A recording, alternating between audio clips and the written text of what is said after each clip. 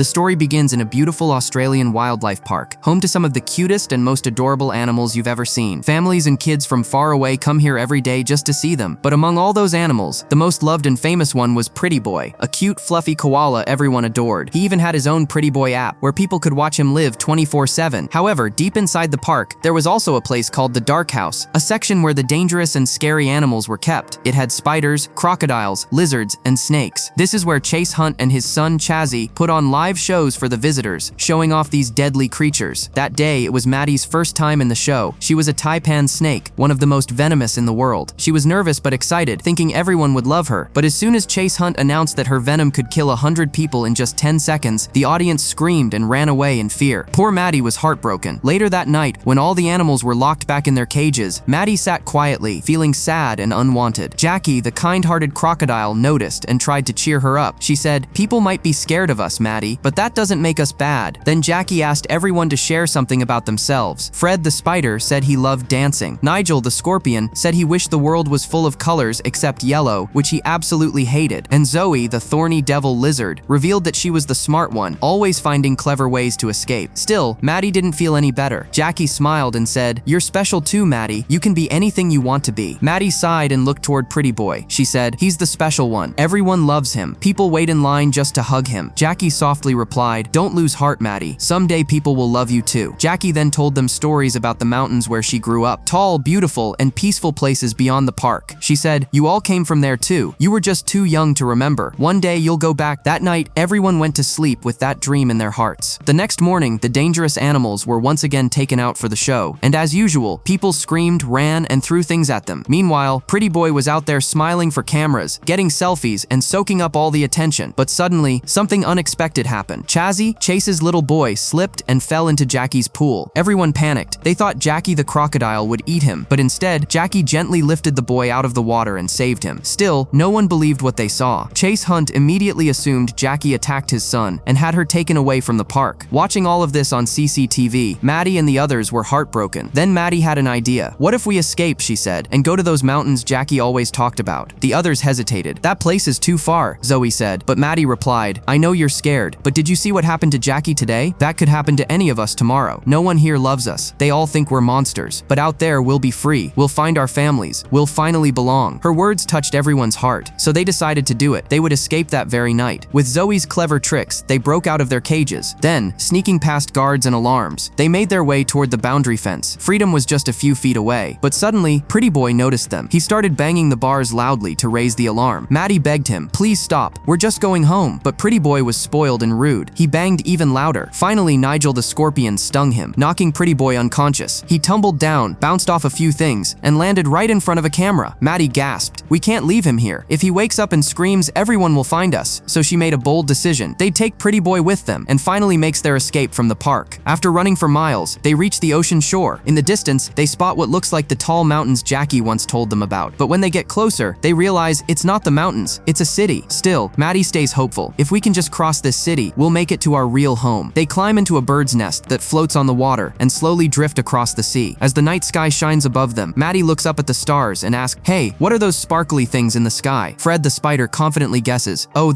that's human dandruff. When people scratch their heads, the flakes fly up into the sky, and at night, they sparkle." Everyone actually believes him. But suddenly, the water beneath them starts to ripple. A massive shadow circles around them, a shark. Pretty Boy wakes up just in time, screaming, "Hey, why did you guys kidnap me?" Before they can answer, the huge shark rises from the water. The others panic, but then the shark smiles and says, "Relax, I'm not here to eat you. Name's Jacinta." Maddie explains their mission, that they're trying to reach the mountains and find their home. Jacinta grins, "Well, you've come to the right shark. I'm actually a secret agent. I work for the USS, the Ugly Secret Society." She explains that USS is a secret network of so-called ugly animals who help other creatures that humans fear or hate. In a world where cute koalas are loved and we're called monsters, she says, USS looks out for each other. Then Jacinta teaches them the secret password. "I'm ugly, you're ugly. Forget the past and future ugly, cause ugly is the new beautiful." Suddenly, a bunch of other sharks swim up. Jacinta quickly says, "Relax, guys. I'm just teaching them the password." Then she safely guides Maddie and her friends toward the city. Meanwhile, back at the wildlife park, Chaz Hunt and his son return to the Dark House, only to find every single dangerous animal missing. The guards guards tell him that even Pretty Boy was attacked. Hearing that, little Chazzy turns to his dad and says, "Dad, we've got to find them." He's eager to prove himself. He grew up hearing stories of his father capturing wild beasts, and now he wants to be just like him. So Chaz reluctantly agrees, and father and son head out on a full-scale hunt to track them down.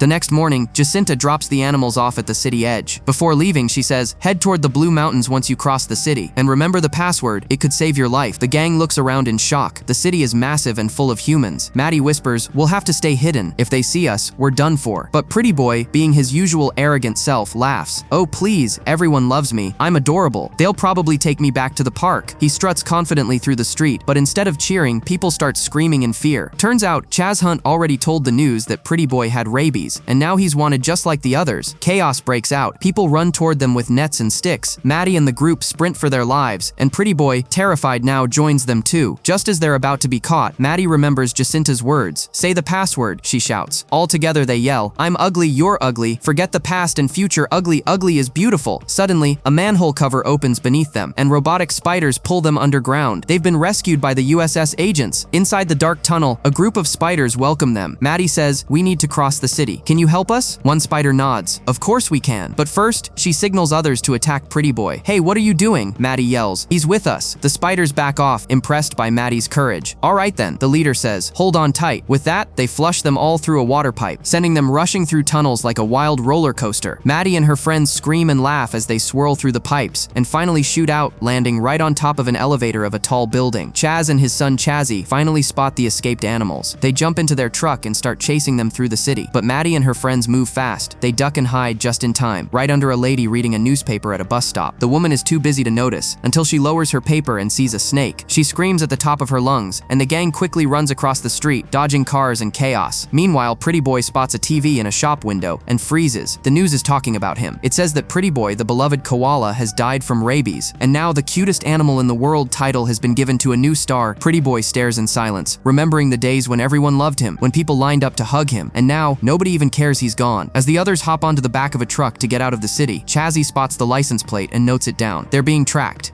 only to hear someone singing from another room. When they peek in, they find two frogs trapped in metal cages. A couple deeply in love but held captive. They're slimy, goofy, and covered in muck. But when Maddie sees them, she feels bad. She slithers over and breaks them free. The frogs jump out in joy, thanking her again and again. To repay her kindness, they ask, "Is there anything we can do for you?" Maddie says, "We're trying to reach the Blue Mountains. Do you know how to get there?" One frog nods. "Sure, there's a school nearby. A bus leaves soon. It goes straight to the Blue Mountains." Excited, the group rushes to the school. When they arrive, the playground is full of loud, mischievous kids and dozens of yellow school buses. They look at each other, confused. Which one goes to the mountains? Then Nigel spots a girl wearing blueberry earrings. "She must be from the Blue Mountains," he whispers. The gang decides to follow her, but Pretty Boy, tired and cranky, refuses to go any further. "I'm done following you weirdos," he snaps. So Nigel just shrugs and stings him again. Pretty Boy faints instantly. The rest sneak behind the girl, but in the rush, they accidentally climb onto the wrong bus. Zoe, the clever thorny devil, quickly thinks of a plan. "Let's ride on top," she says. They climb onto the roof of the moving bus, finally leaving the city behind. They cheer in excitement, finally free again.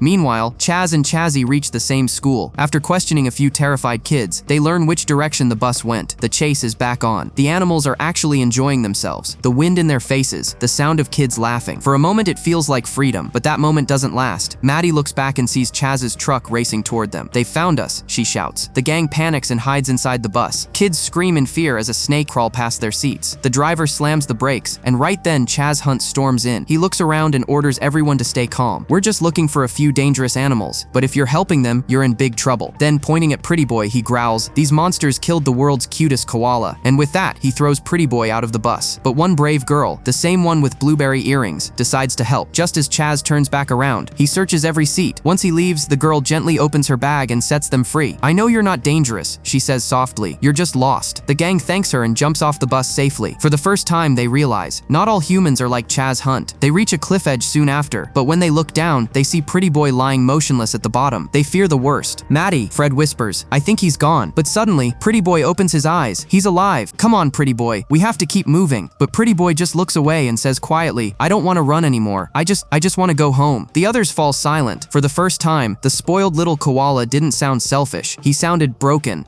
Suddenly, Chaz loses his footing and falls right down the cliff with them. Everyone screams. Chaz dangles from a rope, terrified, but in his panic, he grabs onto Maddie. Maddie struggles as her friends rush to help, but Chaz is strong. He grabs them too. Pretty Boy tries to step forward, but Chaz shoves him away angrily. He pulls out a syringe, ready to inject Maddie and knock her out. But then, for the first time, Pretty Boy feels something he's never felt before: guilt. He can't just stand there. He remembers the secret password Jacinta taught them. He shouts, "I'm ugly, you're ugly. Forget the past and future ugly. Ugly is beautiful." And suddenly, the ground starts shaking. 3 Tasmanian devils burst out of nowhere, the elite agents of the USS. They attack Chaz with full force, spinning and growling. Chaz screams and climbs back up the rope as fast as he can, terrified. The Tasmanian devils then help the group get safely out of the valley. Maddie looks at Pretty Boy and smiles softly. "Thank you, you saved my life. Does this mean you don't hate me anymore?" Pretty Boy shrugs, pretending not to care. "Let's just say that was the first and last time I'm doing something nice." But deep down, both of them know the truth. He's changing. Meanwhile, up on the cliff, Chaz finally reaches the top, exhausted. Chazzy runs to him, saying, "Dad, let's keep going. We can still catch them." But Chaz doesn't move. He looks tired, defeated. "Son, there's something I need to tell you. I never caught a lion or a cheetah. All those stories I told you about being a hero were lies. I made them up so you could be proud of me." Chazzy looks shocked. "Then, what did you really do?" Chaz sighs. "When I was a kid, I used to sell my aunt's pickles on the streets. Everyone called me a loser. One day, I saw an Australian guy catching a crocodile on TV, and everyone treated him like a hero. So I copied his look, his accent, his whole act. That's how I became Chaz Hunt, the legend." Chazzy asks quietly, "Did you lie about the animals too? Are they really as dangerous as you said?" Chaz shakes his head. "No, son, that part's true. They're dangerous, and I'll prove it. I'll catch them and show you I really am a hero." Chazzy pleads, "Dad, we don't need to prove anything. Let's just go home." But it's too late. Obsession has taken over.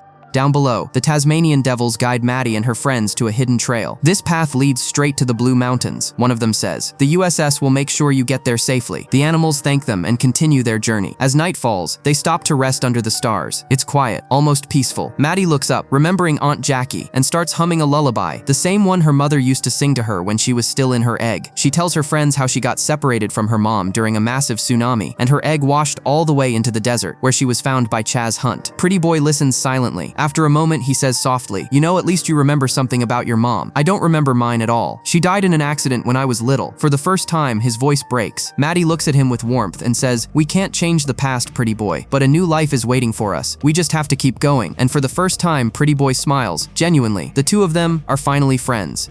The next morning, they set off again, following the winding path through the hills. Soon, they spot a family of koalas resting on a tree. Pretty Boy freezes. It's his kind, his family, or at least it could have been. He slowly walks toward them, his fur brushed, his face clean, trying to look perfect one last time. Maddie stops him gently. "Let him go," she whispers to her friends. He won't say it, but he's saying goodbye. They all watch quietly as Pretty Boy walks up to the other koalas, smiling through teary eyes. Maddie looks down, realizing she's going to miss him too. The group keeps moving forward until finally, they see it, the Blue Mountains, their real home. Their eyes fill with joy as they race toward the hills, only to find dozens of animals just like them. Snakes, spiders, crocodiles, and lizards, all living peacefully together. For the first time, they feel like they truly belong. But before they can celebrate, the other animals suddenly hide back in their burrows. The reason? Chaz Hunt has arrived, and he's not alone. He and his men capture Nigel, Zoe, and Frank inside a glass tank. Maddie panics. She can't just leave them. She rushes forward to help, but accidentally crashes right into Chazzy. Both of them scream in fear, then stare at each other in shock. For the first time, Chazzy realizes this snake isn't scary at all. Just then, Chaz grabs Maddie and locks her inside a box. Chazzy watches in silence, feeling awful. He finally understands these creatures aren't monsters. So as his father drives off, Chazzy secretly throws Maddie's box out of the truck, setting her free. But her friends are still trapped inside the Jeep. Maddie lies on the ground, devastated. She looks up at the mountains and whispers, "Please help me save them." The animals nearby peek out from their burrows, but shake their heads nervously. "We're sorry," one says. "We don't go outside. It's too dangerous." Maddie pleads, "You're my family. You're the reason I made it this far. Please don't give up now." But they turn away, too afraid to fight. And then, a familiar voice speaks. "Looks like you could use some help." Maddie's eyes widen. "Pretty Boy, you came back?" He nods. "I tried living with the other koalas, but I didn't feel like I belonged. You guys are my family now." Maddie smiles as he hugs her. "Then let's bring our friends home." They sneak into a firefighter garage, where Pretty Boy finds an old fire truck. "Good thing I watched enough humans drive these things," he jokes, jumping behind the wheel. The two of them race off, roaring soaring straight toward Chaz's convoy. Chaz spots them in the mirror and growls, "You've got to be kidding me." He orders his men to attack, but Maddie and Pretty Boy dodge every hit. They reach the cages, smashing them open and freeing their friends. Just then, their truck loses balance and crashes. Pretty Boy gets thrown off, landing hard near a biker, but Maddie swoops in and saves him just in time. They jump on the motorcycle together, Pretty Boy driving, Maddie clinging on, and zoom straight toward the Jeep where their friends are held. In one quick move, they grab everyone and speed away. Chaz roars and gives chase, his powerful gun firing nets and tranquilizers at them. But then, out of nowhere, the wild animals from the valley appear. They finally found their courage. They charge toward Chaz's men, knocking over vehicles and blocking their path. Even the beetles join in, rolling giant boulders down the cliffs, sending Chaz's goons tumbling off the road one by one. Maddie and her friends race ahead, reaching a bridge that hangs over a deep canyon. But as Chaz's truck collides with falling rocks, it slips off the edge, dangling dangerously. Chazzy screams. Maddie and her friends rush to pull him up. With all their strength, they save him, but in the process, Maddie's old skin peels away, and for the first time, everyone sees her true colors, bright, beautiful, and glowing. Even Chaz is speechless. He slowly realizes these creatures were never monsters. They were just misunderstood. He hugs Maddie and his son tightly. "Thank you. You saved my boy and me."